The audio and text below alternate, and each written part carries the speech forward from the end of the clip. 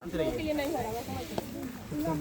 सभी बच्चे बोलिए सर। ठीक है, अब हमने जो पैडी के अभी हमने पैडी का जो एक छोटा सा फील्ड है उसको निरीक्षण किया। उसमें बीड के बारे में जाना, खरपतवार भी इसमें लगे हुए, दो तरीके के तो बताया, काइनोकुलर क्लोरेना और काइनोकुलर क्रोसिना। ठीक है, काइनोकुलर क्लोरेना क्या है, हमारा एक नकलची वाइल्ड पैडी है, मतलब नकलची धान। ठीक है, फिर से इसे डिस्क्राइब कर देते हैं। हम लोगों ने बता दिया था कि इसका साइंटिफिक नेम ओराइजा सेटअप हो गया। इसकी कितनी प्रजातियां हैं टोटल? 24। दो पे क्या होता है? ग्रो होता है। दो पे क्या होता है बेटा? ग्रो, मतलब दो क्रॉप ऐसी हैं, दो क्रॉप ऐसी हैं जिसमें हमारी क्रॉप ग्रो होती है। एक तो ओराइजा सेटअप होगा, ओराइजा सेटअप की 3 है, इंडिका, जापान का और जीरो। ठीक है, हमने देखा कि ये जो ट्रांसप्लांट जो मेथड जो सोइंग वाला है, कौन सा ट्रांसप्लांटिंग मेथड। सीड वाला होगा तो उसमें कोई हमारा क्या होगा, सीड वाले जो सीड के माध्यम से मतलब धान को बोते हैं, उसका बीज कितना होता है?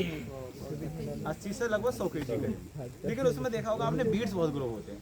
और बीड्स की जो समस्या रहती है वो खरीफ के सीजन में सबसे ज़्यादा रहती है, क्योंकि खरीफ के सीजन में क्या होता है, नेचुरली रेन मिलता है, बरसात होती है, तो क्या होता है, जितने जो सीड छिपे हुए बैठे हैं बीड के, मतलब खरपतवार के बीज, चाहे वो राइजोम के माध्यम से ग्रो हो रहे हैं, चाहे वो नट के माध्यम से ग्रो हो रहे हैं, चाहे वो किसी भी दूसरे के रूट्स के हुई किसी माध्यम से ग्रो हो रहे हैं, तो सबसे ज़्यादा ग्रो हो जाते हैं। जैसे ही मॉइस्चर मिला, हाँ जैसे ही मॉइस्चर मिला और ह्यूमिडिटी मतलब कि एक मेंटेन मिली, तो वो तेज़ी से ग्रो हो जाता है। इसलिए क्या था कि साइंटिस्टों ने धीरे धीरे इसे ट्रांसप्लांटिंग मेथड में कर दिया। ट्रांसप्लांटिंग मेथड में क्या होता है, सीड भी कम पड़ता है और बीड्स भी कम होते हैं। इसमें देखिए बीड्स कुछ हद तक हैं और आसानी से रिन्यूएबल भी हो जाएंगे। ठीक है, फिर हमने बताया था कि ट्रांसप्लांटिंग मेथड में कितना सीड पड़ता था हमारा, 15 से 20 kg के आसपास सीड पड़ता था, और लगभग 28 दिन में हमारा 25 से 28 दिन के बीच में ट्रांसप्लांटिंग के लिए तैयार हो जाता था। और कितनी लीफ पत्तियाँ होती थी उस टाइम? 5, मतलब दो एक तरफ और एक बीच में, वो आसानी से हम लोग ट्रांसप्लांट कर सकते हैं। और ट्रांसप्लांटिंग करने से पहले क्या होना चाहिए फील्ड में, अच्छी तरीके से पडलिंग जानते हैं आप लोग? ट्रैक्टर के माध्यम से इरिगेशन और उसमें जुताई कर रहा है और तेजी से पानी भरा हुआ है। ऐसा नहीं कि पानी लिंचिंग के माध्यम से लॉस हो रहा है, एक लेयर बन जाती है जिससे बीड्स भी नष्ट हो जाते हैं और पानी की भी पर्याप्त बनी रहती है, मॉइस्चर बना रहता है। फिर हम लोग ट्रांसप्लांटिंग कर देते हैं। और ट्रांसप्लांटिंग करने के लगभग क्या होता है, लगभग 1 दिन बाद हम लोग क्या कर सकते हैं, एक स्प्रे एक हर्बिसाइड का उपयोग कर सकते हैं, एक बीडिसाइड, उसका नाम है ब्यूटाक्लोर। ब्यूटाक्लोर जानते हैं आप लोग? नहीं सर। धान के लिए ब्यूटाक्लोर, गेहूं के लिए सल्फर सल्फ्यूरान, मक्का के लिए अल्ट्राजीन बताए होंगे आप लोग, बाजरे के लिए सिमाजीन। ठीक है, और जितनी भी जो पोड क्रॉप होती हैं फली वाली, उनके लिए हमारा कौन सा होता है, पेंटामेथ्रिन या फ्लूक्लोरीन। ठीक है, पेंटामेथ्रिन होता है जो क्या होता है, हमारा जर्मिनेशन से पहले अंकुरण या जो खरपतवार होते हैं उनकी जर्मिनेशन को रोक देता है। ठीक है, फिर हम लोग क्या करते हैं, जो धान की फसल है इसमें पानी की रिक्वायरमेंट सबसे ज़्यादा होती है। आप लोग जानते होंगे कि हमने बताया था 1900 से लेकर 2500 mm वाटर रिक्वायरमेंट रहता है हमारा। ठीक है, तो इसमें क्या होता है, 8 से 10 दिन के अंतराल पर अगर मॉइस्चर नहीं रह रहा है मेंटेन, जैसे मॉइस्चर नहीं है, तो हम लोग क्या करेंगे, इरिगेशन की आवश्यकता पड़ती है। और इसकी एक मोस्ट क्रिटिकल स्टेज होती है, सनी बताएंगे, कोई नहीं बताएगा। हाँ बोले ना, पैडी की मोस्ट क्रिटिकल स्टेज कौन सी होती है? टेस्टिंग। आप बताओ। हाँ, बूटिंग स्टेज है वो। बूटिंग स्टेज होती है। बूटिंग स्टेज क्या होती है, जब हमने ट्रांसप्लांट कर दिया तो वहाँ से धीरे धीरे, जैसे एक प्लांट अगर हमने ट्रांसप्लांट किया है, इसको पकड़ो थोड़ा सा,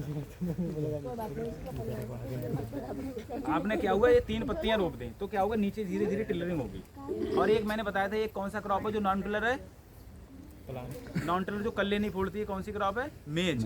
बाकी क्रॉप पे सब होती हैं कल्ले फोड़ती हैं धीरे धीरे। जैसे गन्ना है, ये लगाएंगे तो 2-3 प्लांट निकल आएंगे साइड से। इसी से क्या होता है, प्रोडक्शन बढ़ता है। अगर हम कोई एक प्लांट लगाएंगे तो एक ही रहेगा, जब उससे 4-5 निकल आएंगे, 4-5 की फिर बालियाँ बनेंगी, एक एक बालियाँ में 35-35 या 50-50 दाने रहेंगे, फिर उनका 5 से मल्टीप्लाई कर देंगे तो हमारा एक वजह वो बढ़ जाएगा।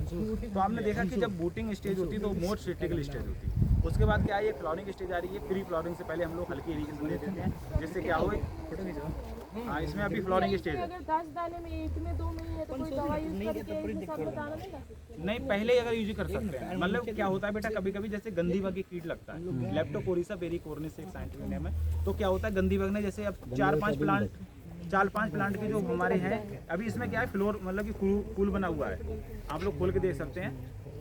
हाँ सर, इस टाइप से सर, इसमें अगर कोई दवा यूज करेंगे तो सब में दाना नहीं आएगा? अभी नहीं बेटा, अब तो निकल आया, पहले हो सकता है। शुरू में अभी भी हो सकता है। अभी भी हो सकता है। अभी कैसे होगा? कहाँ धान उगा हुआ है, उसको पढ़ाना नहीं पड़ेगा। कौन है ये बच्चे? सर वो फील्ड पर जल्दी वहाँ से हटो। वैसे क्या हुई? जब आप लोग देखे होंगे जो पैडी का जो कवर है, आप लोग देखेंगे कौन सा होता है लेमा और एक कौन सा होता है पेलिया। एक आपको ब्रीडिंग वाले सर पढ़ाएंगे, एक लेमा होता है, एक पेलिया। बाथरूम होने हैं। ये ब्रीडिंग जो सर पढ़ाते हैं मतलब मोस्टली प्लांट ब्रीडिंग है, तो इसमें ये होता है लेमा, ये होता है पेलिया। इसके अंदर क्या है हमारे इन्फ्लोरेंस है, मतलब फ्लावर है, ठीक है। उसमें क्या है स्टिग्मा और एंथर छिपे हुए हैं, वहीं से क्या बनेगा हमारा सीड का निर्माण होगा। अभी ये हमारे फ्लावरिंग स्टेज में, इसके बाद मिल्किंग में आ जाएगा। और मिल्किंग स्टेज में सबसे ज्यादा कीट लगता है हानिकारक कौन सा? गंदीवा। गंदीवा क्या करता है हमारा है? अभी नहीं, अभी फ्लावर्स कुछ में आ रहा है लेकिन कुछ में फ्लावर्स आ रहा है। तो क्या होगा उससे नियंत्रण के लिए हमें पहले सतर्क रहना पड़ेगा कि अगर कीट लग रहा है तो हम लोग स्प्रे के माध्यम से। पॉलिनेशन सर उसी में होता है अंदर में। हाँ, ये सेल्फ पॉलिनेशन क्रॉप है, ये सेल्फ पॉलिनेशन है, ठीक है। इसमें पॉलिनेशन कैसे हो जाता है? उसी टाइम हो जाता है। और आपने देखा होगा, मैंने और भी चीज पढ़ाए थे आपको इम्पोर्टेंट, एक किस टाइप का प्लांट है हमारा? C3, जबकि मक्का कौन सा है? C4। और ये हमारा कैसा है? इसका जो दाना कहलाता है वो क्या कहलाता है? कैरियोप्सिस, ठीक है। और जीन कौन से होते हैं इसमें? DZU बूजीन, ठीक है। पहली वैरायटी कौन सी थी इसकी? IR8 और TN1। TN1 कहाँ से आई थी? ताइवान से। और IR8 फिलीपींस मनीला से आई थी, ठीक है। और इसका रिसर्च सेंटर भी हम बताए थे, कहाँ कहाँ है इसके रिसर्च सेंटर? एक हैदराबाद में और एक कटक उड़ीसा में, और एक इंटरनेशनल वाला कहाँ है? Philippines Manila.